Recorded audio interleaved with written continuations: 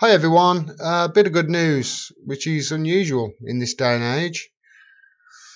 This is from The Guardian. Britain to axe funding for a scheme supporting Syrian opposition. Government ends police force programme as Assad closing on rebel-held areas. Assad forces, that is. The article says this: the UK government is to end funding to a scheme to support the Syrian opposition, deemed the programme is now too risky to operate as the final rebel-held areas face imminent attack from Bashar al-Assad's forces. Funding to support the operations of the Free Syria Police Force is set to come to an end in September, with government sources conceding the Access to Justice and Community Service, or AJAX, programme has become too difficult to deliver. Ajax is a very unfortunate name because Ajax was the CIA operation, the code name for that CIA operation to overthrow Mossadegh in Iran in 1953, although it was AJAX. Unfortunate name, although apt, because this really was just a program to try and overthrow Assad. While the article continues, while humanitarian support will continue, the ending of this governance programme is highly symbolic, suggesting Britain has accepted that the Syrian opposition, which it has backed since the early days of the civil war in 2012 to 2013, is facing imminent defeat from a combination of Syrian regime forces and Russian airstrikes. The government said the scheme had been kept under review because of the high risk, difficult conflict environment to ensure the benefits justified the risks, acknowledging the scheme had become too difficult to deliver as the balance between potential gain and risk shifted. There's a lot of risks in that paragraph. It said over recent months that the situation on the ground in those regions had become more difficult. Instead, the focus in northern Syria is now on basic life-saving needs, providing medicines and medical equipment, and water and sanitation support. My guess is the funding for those programs is going to be a hell of a lot less than the funding to overthrow the Assad regime. Get this. This is shocking. The UK's aid spent in the last year, 2017 to 2018. The UK's aid spend in 2017 to 2018 was £152 million. That's $200 million. How many nurses would that have paid for? So if a nurse gets what, £25,000 a year, £25,000 a year, I'm assuming it's around that figure, but it's probably less. That's what, even my math says that's just over 6,000 nurses that would have paid for. 6,000 nurses for that year. Unless my maths is way off, and it rarely is. That's despicable. We've got 152 million to send to Syria though, and we haven't got enough to. For junior doctor gets £50,000 a year. That's 3,000 junior doctors that would have paid for.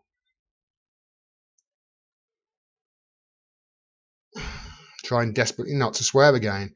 The UK's aid spend in 2017 to 2018 was £152 million, of which more than a third was delivered to Idlib, one of the last rebel-held areas on the Turkish border, reaching about 600,000 people. Last week, Foreign Office Minister Alistair Burt announced an additional £10 million for emergency assistance and medical support for people who had fled Idlib from other former rebel-held areas, such as East Aleppo. The Foreign Office and the Department for International Development have denied the decision is related to a BBC Panorama investigation broadcast in December. The programme claimed that the police force, which last year numbered around 3,300 mostly unarmed officers in the rebel-held areas of Aleppo, Idlib and Daraa, had been under the sway of jihadist forces, which it was. Which it was. We're basically funding jihadist terrorists, 60% of those in the opposition forces. A study has found over 60% of them, and this is a while back now, probably more, were from organisations such as Al-Nusra, which is Al-Qaeda in Syria, and the Army of Islam. The jihadist terrorists we were funding. Following the programme in December, the Foreign Office suspended access to the Ajax scheme, which has been running since late 2014, following the concerns raised about its management by the British contractor Adam Smith International. Britain was one of 6 countries supporting the community-led police force set up after the Syrian uprising in 2011. I won't read the rest of it, but you get the gist. This comes on the back of the US ending their support as well. I think it was last week I did a video on that. It's on the channel if you want to see it. I think they had something like $230 million in the fund that they have now suspended, which I suppose is going to go towards regime change in Venezuela now, or Nicaragua, or somewhere like that. It's good news, this is, but we should have never sent that. £152 million, that is just not got enough for nurses, though, not got enough for police force. Not got enough for, actually paying the disabled and the sick in this country. But we've got £152 million a year to send over to jihadists in Syria to try and overthrow their government. It really does make me angry, this does, and it should do you. But at least it's stopped now. So for now, at least, it looks like Syria is safe from regime change. For how long, though? I highly doubt that this is the end of the story, and they will no doubt find a reason to try and go back in there and overthrow him at some stage. There's a gas pipeline that's got to go through there, and it would be awfully great if Syria's oil was on the petrodollar for the American currency. So we haven't heard the end of this, but for now, this is good news. For now. If you enjoyed this video, please click the bell down there and subscribe so you get a notification of next time I drop a video.